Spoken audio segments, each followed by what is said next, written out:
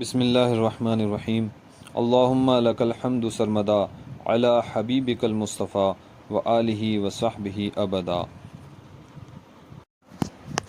نبی محترم صلی اللہ تعالی علیہ وآلہ وسلم کا دودھ پینے کا زمانہ۔ سب سے پہلے حضور صلی اللہ تعالی علیہ وآلہ وسلم نے ابو لہب کی لونڈی حضرت سویبہ کا دودھ نوش فرمایا، پھر اپنی والدہ ماجدہ حضرت آمنہ کے دودھ سے سیراب ہوتے رہے۔ پھر حضرت حلیمہ سعدیہ آپ کو اپنے ساتھ لے گئیں اور اپنے قبیلہ میں رکھ کر آپ کو دودھ پلاتی رہیں، اور انہی کے پاس آپ کے دودھ پینے کا زمانہ گزرا۔ شرفائے عرب کی عادت تھی، یعنی عرب کے لوگوں کی عادت تھی کہ وہ اپنے بچوں کو دودھ پلانے کے لیے گرد و نواح کے دیہاتوں میں، یعنی آس پاس کے گاؤں میں بھیج دیا کرتے تھے۔ دیہات کی صاف ستھری آب و ہوا میں بچوں کی تندرستی اور جسمانی صحت بھی اچھی ہوتی تھی، اور وہ خالص و فصیح عربی زبان بھی سیکھ جاتے تھے، کیونکہ شہر کی زبان باہر کے آدمیوں کے میل جول سے خالص اور فصیح و بلیغ زبان نہیں رہا کرتی۔ حضرت حلیمہ رضی اللہ تعالی عنہا کا بیان ہے کہ میں بنی سعد کی عورتوں کے ہمراہ دودھ پینے والے بچوں کی تلاش میں مکہ کو چلی۔ اس سال عرب میں بہت سخت کال پڑا ہوا تھا۔ میری گود میں ایک بچہ تھا، مگر فقر و فاقہ کی وجہ سے میری چھاتیوں میں اتنا دودھ نہیں تھا جو اس کو کافی ہو سکے۔ رات بھر وہ بچہ بھوک سے تڑپتا اور روتا بلبلاتا رہتا تھا، اور ہم اس کی دلجوئی اور دلداری کے لیے تمام رات بیٹھ کر گزارتے تھے۔ ایک اونٹنی بھی ہمارے پاس تھی، مگر اس کے بھی دودھ نہ تھا۔ مکہ مکرمہ کے سفر میں جس خچر پر میں سوار تھی وہ بھی اس قدر لاغر تھا کہ قافلہ والوں کے ساتھ نہ چل سکتا تھا۔ میرے ہمراہی بھی اس سے تنگ آ چکے تھے۔ بڑی بڑی مشکلوں سے سفر طے ہوا۔ جب یہ قافلہ مکہ مکرمہ پہنچا تو جو عورت رسول اللہ صلی اللہ تعالی علیہ وآلہ وسلم کو دیکھتی تو یہ سنتی کہ یہ یتیم ہیں، تو کوئی عورت آپ کو لینے کے لیے تیار نہیں ہوتی تھی، کیونکہ بچے کے یتیم ہونے کے سبب زیادہ انعام و اکرام ملنے کی امید نہیں تھی۔ ادھر حضرت حلیمہ سعدیہ کی قسمت کا ستارہ ثریا سے زیادہ بلند اور چاند سے زیادہ روشن تھا۔ ان کے دودھ کی کمی ان کے لیے رحمت کی زیادتی کا باعث بن گئی، کیونکہ دودھ کم دیکھ کر کسی اور نے ان کو اپنا بچہ دینا گوارا نہ کیا۔ حضرت حلیمہ سعدیہ نے اپنے شوہر حارث بن عبد العزیٰ سے کہا کہ یہ تو اچھا نہیں معلوم ہوتا کہ میں خالی ہاتھ واپس چلی جاؤں، اس سے بہتر ہے کہ یہی ہے کہ میں اس یتیم ہی کو لے چلوں۔ شوہر نے اس کو منظور کر لیا، اور حضرت حلیمہ اس در یتیم کو لے آئی، جس سے صرف حضرت حلیمہ سعدیہ اور حضرت آمنہ ہی کے گھر میں نہیں بلکہ کائنات عالم کے مشرق و مغرب میں اجالا ہونے والا تھا۔ یہ خداوند قدوس کا فضل عظیم ہی تھا کہ حضرت حلیمہ کی سوئی ہوئی قسمت بیدار ہو گئی اور سرور کائنات ان کے آغوش میں آ گئے۔ اپنے خیمے میں لا کر جب دودھ پلانے بیٹھیں تو باران رحمت کی طرح برکات نبوت کا ظہور شروع ہو گیا۔ خدا کی شان دیکھیے کہ حضرت حلیمہ کی مبارک پستان میں اس قدر دودھ اترا کہ رحمت عالم صلی اللہ تعالی علیہ وآلہ وسلم نے بھی اور ان کے رضائی بھائی نے بھی خوب شکم سیر ہو کر دودھ پیا، اور دونوں آرام سے سو گئے۔ ادھر اونٹنی کو دیکھا تو اس کے تھن دودھ سے بھر گئے۔ حضرت حلیمہ کے شوہر نے اس کا دودھ دوہا، اور میاں بیوی دونوں نے خوب سیر ہو کر دودھ پیا، اور دونوں شکم سیر ہو کر رات بھر سکھ اور چین کی نیند سو گئے۔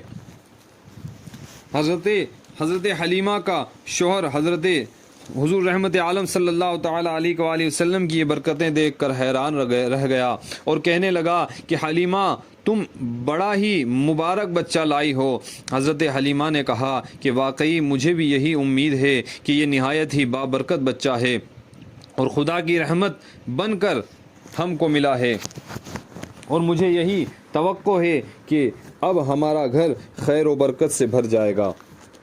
حضرت حلیمہ فرماتی ہیں کہ اس کے بعد ہم رحمت عالم صلی اللہ تعالیٰ علیہ وآلہ وسلم کو اپنی گود میں لے کر مکہ مکرمہ سے اپنے گاؤں کی طرف روانہ ہو گئے، تو میرا وہی خچر اب اس قدر تیز چلنے لگا کہ کسی کی سواری اس کی گرد تک یعنی اس کی دھول تک بھی نہیں پہنچ سکتی تھی۔ قافلہ کی عورتیں حیران ہو کر مجھ سے کہنے لگیں کہ اے حلیمہ، کیا یہ وہی خچر ہے کہ جس پر تم سوار ہو کر آئی تھیں، یا کوئی دوسرا تیز رفتار خچر تم نے خرید لیا ہے؟ الغرض ہم اپنے گھر پہنچے، وہاں سخت قحط پڑا ہوا تھا، تمام جانوروں کے تھن میں دودھ خشک ہو چکے تھے، لیکن میرے گھر میں قدم رکھتے ہی میری بکریوں کے تھن دودھ سے بھر گئے۔ اب روزانہ میری بکریاں جب چراگاہ سے گھر واپس آتی تو ان کے تھن دودھ سے بھرے ہوئے ہوتے، حالانکہ پوری بستی میں اور کسی کو اپنے جانوروں کا ایک قطرہ دودھ نہیں ملتا تھا۔ میرے قبیلہ والوں نے اپنے چرواہوں سے کہا کہ تم لوگ بھی اپنے جانوروں کو اسی جگہ چراؤ کہ جہاں حلیمہ کے جانور چرتے ہیں۔ چنانچہ سب لوگ اسی چراگاہ میں اپنے مویشی چرانے لگے جہاں میری بکریاں چرتی تھیں، مگر یہاں تو چراگاہ اور جنگل کا کوئی عمل دخل ہی نہیں تھا۔ یہ تو رحمت عالم کی برکات نبوت کا فیض تھا کہ جس کو میں اور میرے شوہر کے سوا میری قوم کا کوئی شخص نہیں سمجھ سکتا تھا۔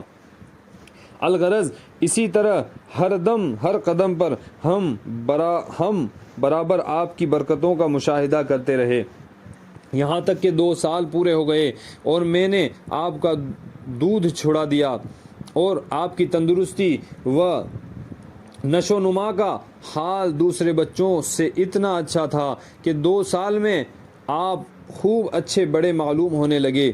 اب ہم دستور کے مطابق رحمت عالم اور ان کی والدہ رحمت عالم صلی اللہ تعالیٰ علیہ وآلہ وسلم کو ان کی والدہ کے پاس لے آئے، اور انہوں نے حسب توفیق ہم کو انعام و اکرام سے نوازا۔ گو قاعدے کے مطابق اب ہمیں رحمت عالم صلی اللہ تعالیٰ علیہ وآلہ وسلم کو اپنے پاس رکھنے کا کوئی حق نہیں تھا، مگر آپ کی برکات نبوت کی وجہ سے ایک لمحہ کے لیے بھی ہم کو آپ کی جدائی گوارا نہ تھی۔ عجیب اتفاق کہ اس سال مکہ مکرمہ میں وبائی بیماری پھیلی ہوئی تھی، چنانچہ ہم نے اس وبائی بیماری کا بہانہ کر کے حضرت بی بی آمینہ کو رضامند کر لیا، اور پھر ہم رحمت عالم صلی اللہ تعالیٰ علیہ وآلہ وسلم کو واپس اپنے گھر لائے، اور پھر ہمارا مکان رحمتوں برکتوں کی کان بن گیا، اور آپ ہمارے پاس نہایت خوش و خرم ہو کر رہنے لگے۔